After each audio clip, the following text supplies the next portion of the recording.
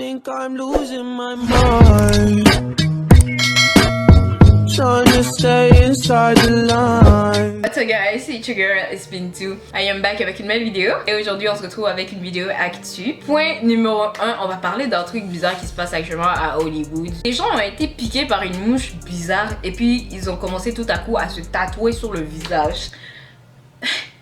Je sais qu'il y en a qui savent déjà où je m'en vais avec tout ça. Ce point là, le point numéro 1, on va parler de Chris Brown, Amber Rose et j'oublie son nom, ça m'énerve. The Game, si je me trompe pas. Point numéro 2, on va parler de Harriet Tubman. C'est le projet où elle devait être mise sur le billet de 20$. Donc quelque sorte c'est arrivé, mais pas de la manière dont vous le pensez.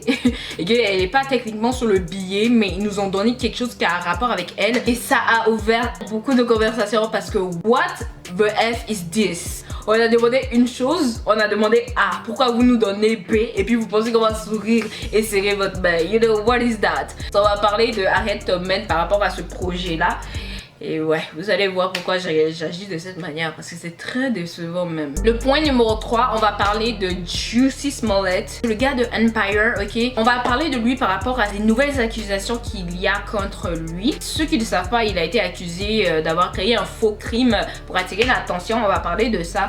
Mais oui, il a été acquitté. Mais en fait, ils ont trouvé un moyen de le repoursuivre en justice parce que d'après eux, c'est injuste. Il a gaspillé le temps de la police, il a perdu le temps de tout le monde. Alors non, il va pas marcher gratuitement, libre dans la rue comme ça. Il faut qu'il paye à tout prix. Et ce point-là va être relié aux deux autres personnes qui ont participé au plan de Jussie Smollett. Parce que je dirais qu'il y a une triste nouvelle qui s'accroche à cette histoire-là. D'après moi, c'est triste parce que ouais, on parle de nos frères noirs quand même. En tout cas, le point numéro 4, il est un peu vieux. Je suis sûre qu'il y a beaucoup de personnes qui ont quand même entendu parler de ça.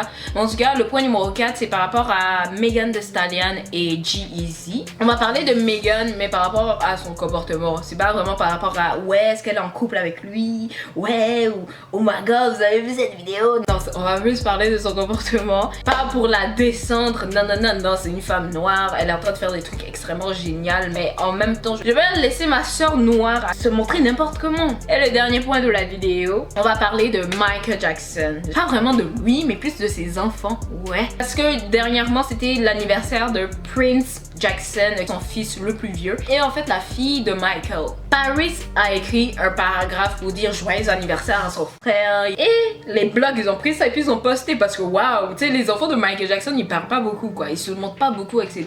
Donc Paris qui écrit un texte à son frère, c'est adorable, mais vous comprenez pas à quel point. Et les blogs ils ont commencé à poster ça et puis ça a ouvert l'enfer sur terre encore. Ils ont soulevé le débat de c'est pas ses enfants, regardez-le, regardez là. Comment vous pouvez dire que ça c'est l'enfant d'un homme noir? Bon, on va parler de ça. Parce que moi là, ça m'énerve. En tout cas, on va laisser tous ces commentaires là pour quand le point sera là. À la fin de la vidéo. On va commencer le premier point de la vidéo avec le phénomène de se tatouer le visage actuellement, ok, chez les stars hollywoodiennes. En tout cas. Bon, en fait, si vous le saviez pas, Amber Rose, dernièrement, elle a eu un enfant. Donc, elle avait disparu des radars. On parlait pas d'elle, on la voyait pas dans les médias, rien. Je sais pas, il y a des gens qui disent c'est pour buzzer justement parce qu'on parle plus d'elle. Dernièrement, elle est sortie. Puis on voit qu'il y a quelque chose qui a changé avec son look.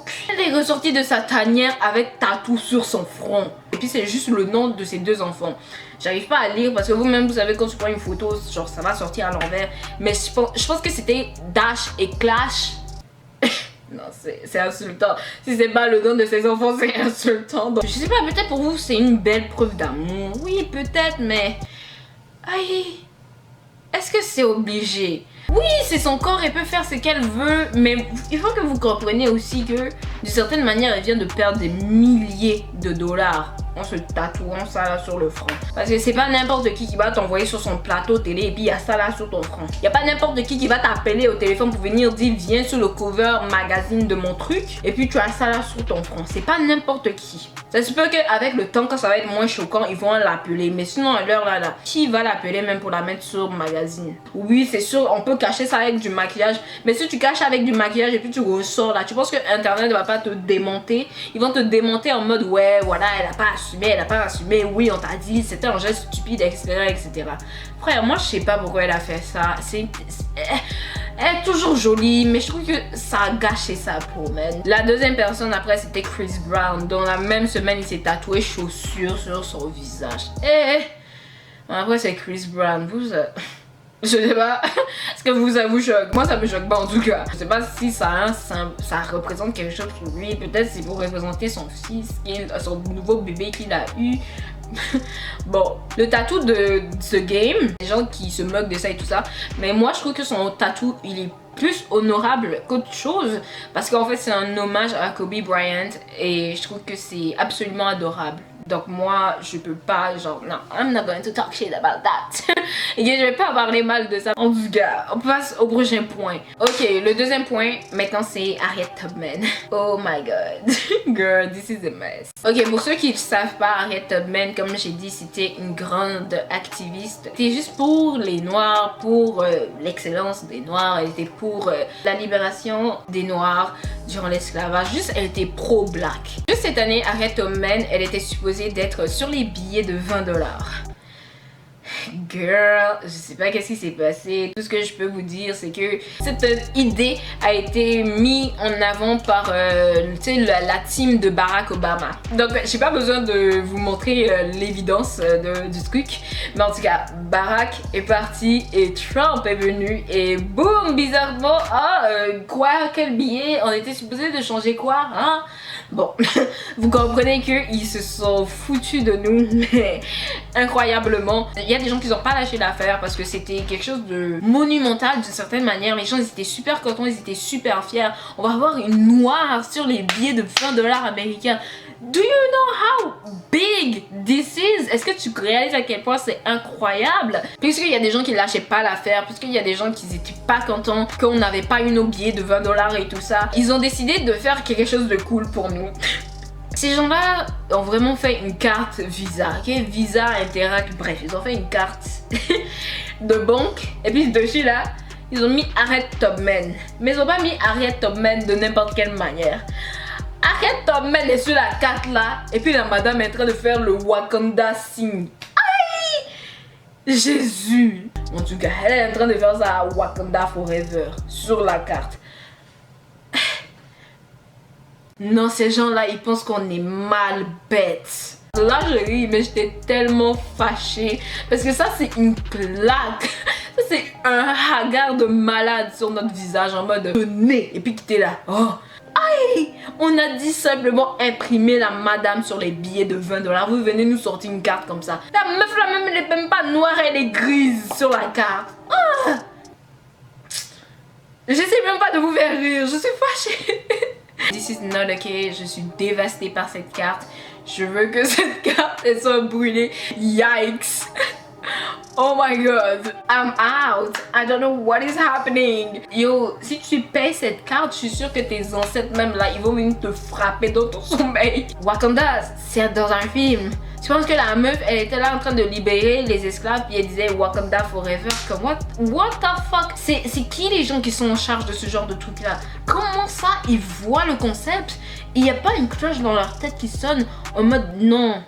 Maybe not. Tu sais, peut-être que c'est pas une bonne idée de mettre un truc pareil en circulation. Comment je sais pas, ils ont cru que les gens ils allaient réagir comme vous savez que les noirs on va prendre tout avec humour. Mais il y a beaucoup de gens qui étaient absolument dévastés par cette carte. En tout cas, moi c'est tout ce que j'ai à dire sur la chose. Payez pas ça, c'est absolument ridicule. Moi je vois même ça comme une insulte envers nous. Donc girl, anyway. Troisième point, on va parler de Jussie Smollett. Jussie Smollett, comme je vous l'ai dit, il a été poursuivi en justice et tout ça. Il a même été en prison, mais pas pour longtemps. Parce qu'en fait, il y avait des preuves comme quoi. En fait, il a créé un mensonge autour du fait qu'il s'est fait attaquer. Genre, le mensonge, c'était qu'il y a des gens racistes qui m'ont vu dans la rue, ils m'ont mis une corde au cou. Bon, il s'est fait attaquer, il s'est fait tabasser et tout ça parce que justement, il est noir et gay.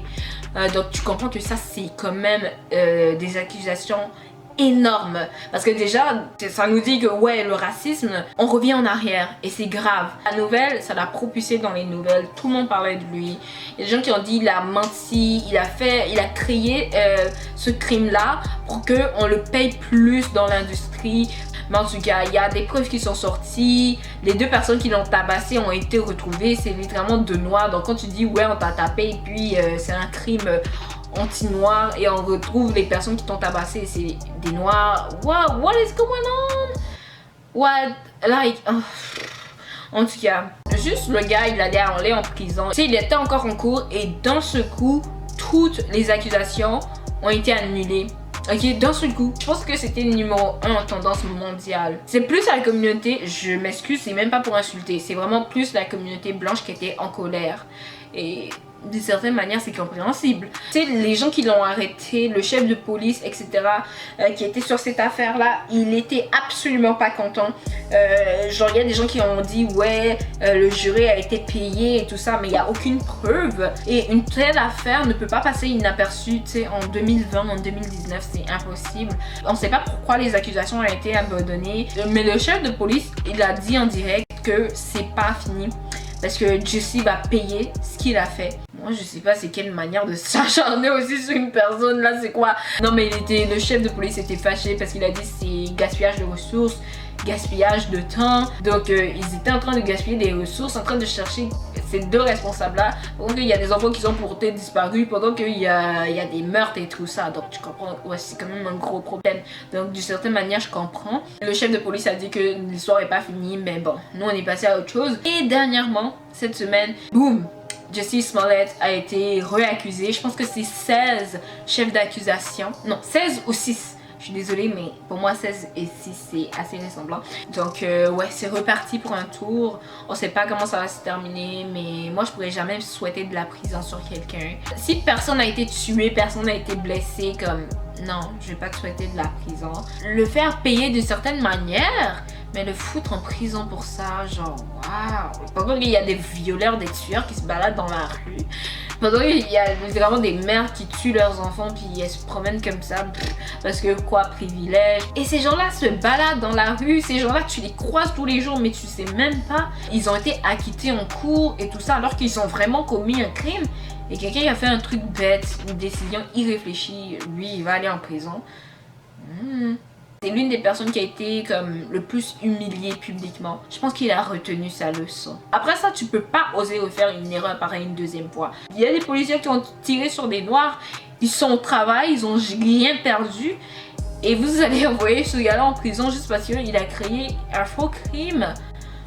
Moi je trouve que c'est quand même abusé. Il y a des noirs qui sont pas d'accord avec mon point, mais moi je dis même pas ça pour vous insulter, mais je trouve que d'une certaine manière remettez vos priorités en place parce que il y a pire.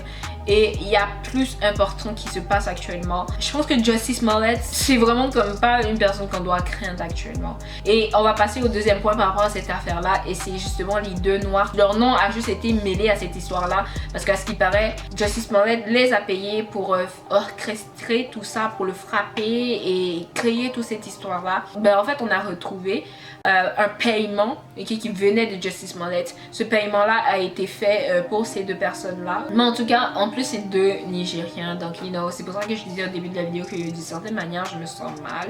Parce que, tu sais, c'est quand même deux frères. Comme ils viennent du continent. Donc, moi, ça me fait mal. Moi, je me demande juste que pourquoi avoir accepté l'offre. C'est votre frère qui vient vous payer pour faire un crime pareil. Je pense que vous qui lui dites non, et quand vous l'expliquez en quoi c'est une mauvaise chose, ça va le pousser à reculer sur qu'est-ce qu'il veut faire. Non. Pourquoi? Ben parce que déjà c'est un crime, c'est illégal. Deux, parce que ouais, il y a des gens qui meurent vraiment. Tu sais, il y a des gens qui meurent à cause du racisme et tout ça. Ils se font tabasser, ils se font tirer dessus, bref. Donc c'est pas un sujet amusant, c'est pas un jeu. Et trois, it's fucking dumb. Parce que tu sais qu'il y aura une investigation et on n'est pas à la télé. Si on n'est pas sur Empire, ils vont faire leur maximum pour trouver qui t'a fait ça. Surtout que t'es une célébrité. Come on. But ils ont accepté l'offre, ils ont fait qu'est-ce que le gars il voulait faire, allegedly, et apparemment, puisque les accusations sont pas tombées sur coupable, jusqu'à preuve du contraire, ça restera apparemment, allegedly. Ils ont fait qu'est-ce que Jussie avait demandé, et puisque leur nom est sorti dans la presse, puisqu'il y a quelques preuves qui sont sorties dans la presse, leur carrière qu'ils voulaient avoir dans le monde hollywoodien, à la télé et tout ça, en fait tout est tombé à l'eau. En fait leur manager les a même abandonnés, et en fait c'est l'avocat de ces deux personnes là là qui est venu me parler au blog pour annoncer ça. En fait, l'avocat d'une certaine manière il trouvait que tout ça est injuste. Et si tout ça, toute cette histoire là d'une certaine manière est fausse et que tous ces gens là sont innocents, j'espère que il va avoir un truc pour les compenser, pour essayer de réparer leur image, parce que s'ils sont vraiment innocents, c'est absolument dévastant. S'il est trouvé innocent, je sais pas comment tu remontes une banque pareille. Et puis c'est même pas comme si tu peux retourner